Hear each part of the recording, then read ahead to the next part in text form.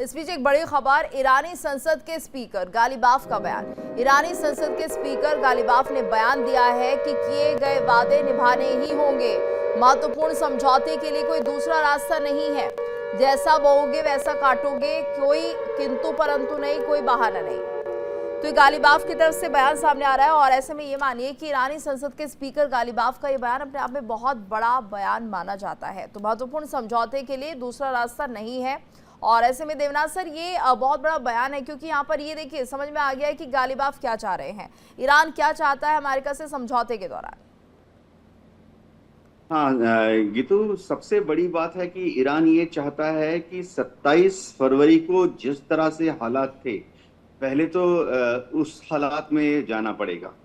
यानी Iran clearly indication दे रहा है कि स्ट्रेट ऑफ हार्मुज को खोलना पड़ेगा। दूसरी बात है कि कुछ अभी इशारे मिल रहे हैं कि डेलीगेशन जो हैं, दूसरे जो स्टेक होल्डर कंट्रीज हैं, उनके यहाँ डेलीगेशंस पूरी तैयारी पर हैं, जैसे कि सऊदी अरेबिया, यूएई, कतार, तुर्की, मिस्र, बहरीन, ओमान। यहाँ के जो पॉलिटिकल रिप्रेजेंटेटिव्स हैं वो भी जेनेवा जाने के लिए तैयार हैं। पाकिस्तान में इस्लामाबाद से खबर आ रही है कि शहबाज शरीफ, आसिम मुनीर और इशाक डार, जो उनके विदेश मंत्री हैं, वो भी जेनेवा जाने के लिए पूरी तैयारी कर चुके हैं। उसका मतलब ये लग रहा है कि जितने स्टेक होल्डर्स हैं वो वहां पर होंगे। स्टेक होल्डर्स जब इन सब देशों से वहां पहुंचते हैं तो हम एस्टिमेट कर सकते हैं कि ये सब अमेरिका को मना रहे हैं कि क्योंकि देखिए, होता ही है कि मुहर्रम बहुत बड़ा त्योहार होता है शिया देशों के लिए।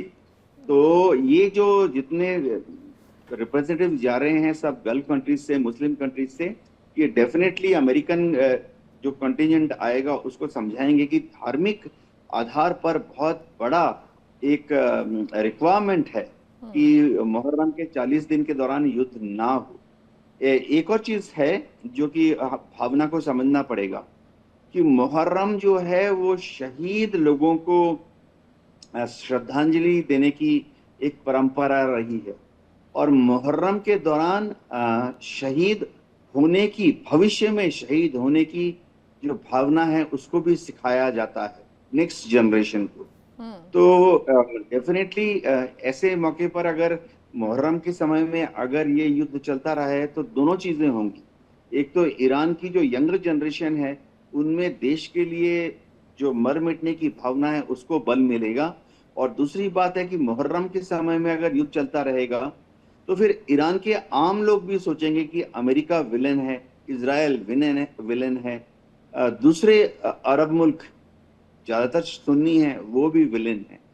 तो इन सब भावनाओं से हटने के लिए एक MOU, मेमोरम ऑफ अंडरस्टैंडिंग, जो कि समझौता नहीं कह सकते लेकिन अंडरस्टैंडिंग कह सकते हैं, साइन हो सकता है सोमवार तक। उससे डोनाल्ड ट्रंप को भी एक पॉलिटिकल लीवरेज मिल जाएगा कि G7 की मीटिंग के दौरान वो जब जाएंगे तो वो G7 की मीटिंग में सीना चौड़ा करके चल पाएंगे, अपने बयानों को सीना चौड़ा करके दे पाएंगे। हो सकता है नोबेल पीस प्राइज की बात फिर से छेड़ पाएंगे। जी बिल्कुल। और ऐसे में ये देखना होगा कि वाकई ये जो रास्ता है ये सही तरफ जा रहा है या फिर इसमें अभी और भी मोड़ आने बाकी हैं। माथुर सर, क्योंकि गालिबाफ अगर इस तरह का बयान देते हैं तो जाहिर सी बात है कि यहाँ पर कुछ ऐसे हालात बनते हुए जरूर दिखाई दे रहे हैं कि कुछ और सोचा जा रहा है, दिखाया कुछ और जा रहा है, किया कुछ और जा रहा है। बिल्कुल ऐसा है कि इसमें चेहरे तो अलग अलग हैं और समय के हिसाब से अपना मतलब की पूर्ति करने के लिए सब लोग उसके लिए, और युद्ध में होता भी वैसा भाई, हर दोनों देशों के बीच में समझौता जब भी होता तब भी मतलब की बात ही सामने ली जाती है। तो यहाँ मतलब की बात ही सामने लाई जा रही है, एक बात है। दूसरा कैसा है, मतलब तो चाहिए पर उसको फुलफिल कैसे करना है, कहीं तो समझौता करना पड़ेगा, समझौता से काम होगा, क्योंकि दूसरा चीज आदमी आपके ऊपर बैठा हुआ है सर पे चढ़ के, इसलिए सर पे चढ़े हुए आदमी से निपटना पड़ेगा। अभी देखिए इजराइल के प्राइम मिनिस्टर नेतन्याहू ने एक स्टेटमेंट दिया, अरबी में वो उन्होंने लेबनान के लोगों के लिए संदेश दिया है कि लेबनान के अंदर जो हिजबुल्लाह नाम का ऑर्गेनाइजेशन है और दूसरे जो कुछ फिलिस्तीनी ऑर्गेनाइजेशन भी हैं, फिलिस्तीन लिबरेशन फ्रंट के लोग भी उस पर शामिल हैं, ये सब मिलके वहां पे एक प्रॉक्सी वॉर करने में और वहाँ की जनता को परेशान कर रहे हैं। तो इसलिए अब आप वहाँ की जनता को उन्होंने अपील की है कि आप लोग जो है खुलकर ईरान के सरकार को बोलें कि हमारे साथ IRGC प्लस ये हिजबुल्ला और ये दूसरे जो इनके फिलिस्तीनी ऑर्गेनाइजेशन जिनको फंडिंग करते हैं, ये लोग ईरान फंडिंग करता है, इसकी स्टॉप करें और इस जगह शांति लाने में मदद करें।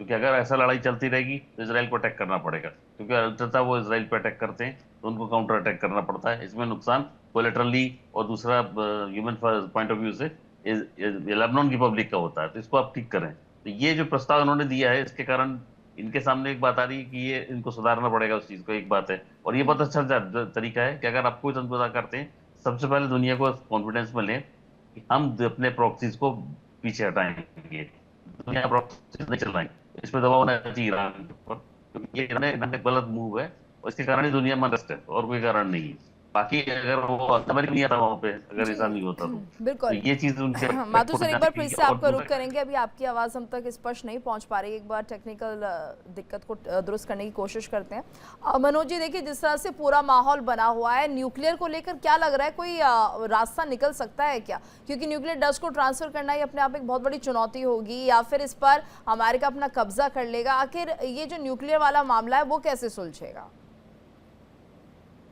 शुरू से ही जो है ईरान का रहा है कि न्यूक्लियर हम नहीं बनाएंगे। हालांकि उन्होंने लगभग 60% जो है एनरिच्ड यूरेनियम बना लिया था चुपके चुपके।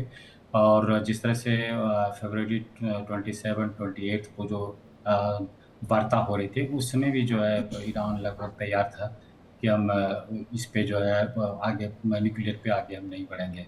और रिपीटेडली उसका इसी तरह का स्टेटमेंट रहा है। लेकिन ट्रम्प और का जिस तरह से अप्रोच रहा कि इजराइल के दबाव में आकर के ईरान पे जो हमला किया और कंटिन्यू करते रहा। और इजराइल का ये शुरू से ही रहा था कि किसी तरह से जो है इकोनॉमिकली और जो उनके पास आर्म्स है, चाहे जो उनके पास ड्रोन है, चाहे वहाँ पे जो भी है, उसको इतना डैमेज कर दिया जाए, मिसाइल है, इतना डैमेज कर दिया जाए कि इजराइल के लिए किसी को कोई खतरा ना हो।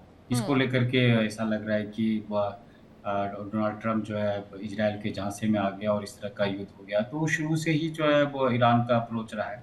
और ये सिविलाइज्ड कंट्री है और हम लोग देख रहे हैं कि अननेसेसरी जो है वो इस युद्ध में जो है अब इकोनॉमिक सैंक्शन जो फेस कर रहा है वो ईरान, ये चाहेगा कि उस पर ज़रूर सबसे पहले कंट्रोल लगे। एक और शुरू से ही हम लोग देख रहे हैं कि जिस तरह से स्टेट ऑफ हॉर्मुज़ बंद किया गया है ईरान द्वारा, उसमें उन्होंने टॉल की बात कही गई है कि हम टैक्स लेंगे। देखिए इंडिया डेली 24/7 अब आपकी स्मार्ट टीवी पर। इंडिया डेली मौजूद है सभी डिजिटल प्लेटफॉर्म पर लाइव और लगातार। इंडिया डेली 24/7 हर दिन राष्ट्र को समर्पित।